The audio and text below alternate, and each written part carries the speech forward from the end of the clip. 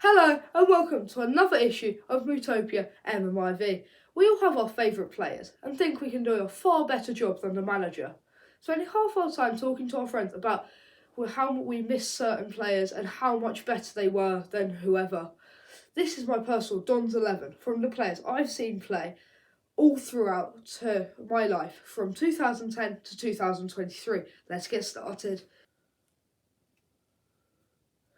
In goal, it has to be David Martin. He was my favourite player for years and was, in my opinion, one of the best keepers in League One. Martin was capable of making some outstanding saves, and of course, he beat Man United 4-0.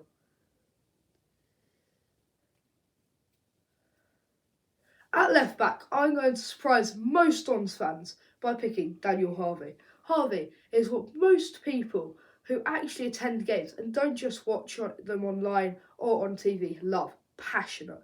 This can sometimes lead to him being a bit of a shoebag to his opponents, but we love a bit of drama, don't we? In my opinion, Daniel is a spiritual successor to Louis.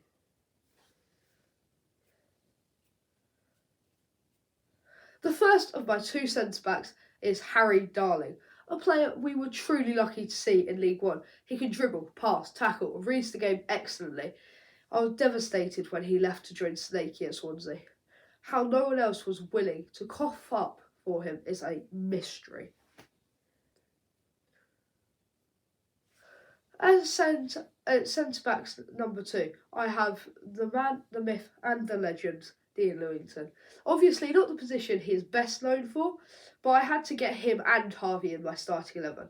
I can't really say much about Louis that hasn't already been said, so won't. One club man, legend, enough said. My right back option is Tele Watson. This will probably surprise a few of you, but he is far more important to us than is appreciated. Unsung hero is the term I'd use. Fast, skillful, defends well, and is still developing. Another of our current group I hope stays for a long, long, long time. At holding midfielder, I'd have to say David Kasumi. My dad is especially unhappy at Darren Potter's exclusion. Despite being a booking waiting to happen, I love Cass. His engine never seemed to stop and rarely had a bad game.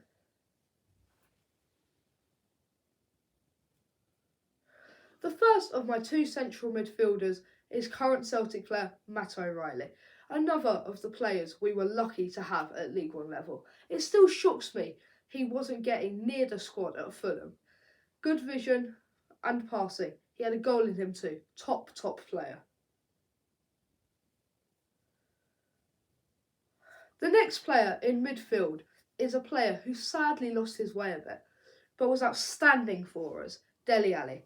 Scored, created, dribbled and had a nasty streak that top players need, as was displayed when he nearly decapitated Nick Powell and somehow escaped without even a yellow.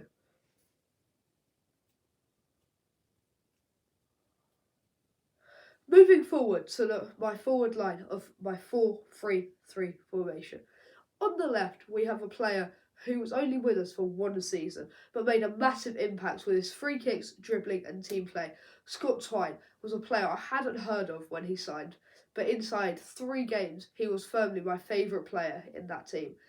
Will hopefully get a shine out at Prem level now that Burnley are almost promoted.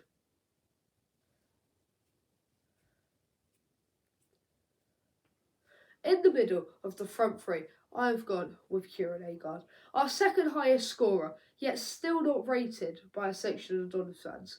Tierney joined us when the wheels were coming off after relegation from the Championship, and was not really given a chance by Snakey as he wasn't a large unit who could hold up the ball. Always had a smile and was far better for the Dons than he will be remembered. The last player in my 11 has caused me some trouble. I really couldn't think of a right-sided forward, eventually deciding on Isa. Whilst Wright isn't really where he's most associated, he can play there and has scored a few goals from the right side of attack. A player who is capable of replacing Isel as the club's top scorer and would have hit 20 league goals this season without the injury he had for the first few months. A real match winner who is missed when not available.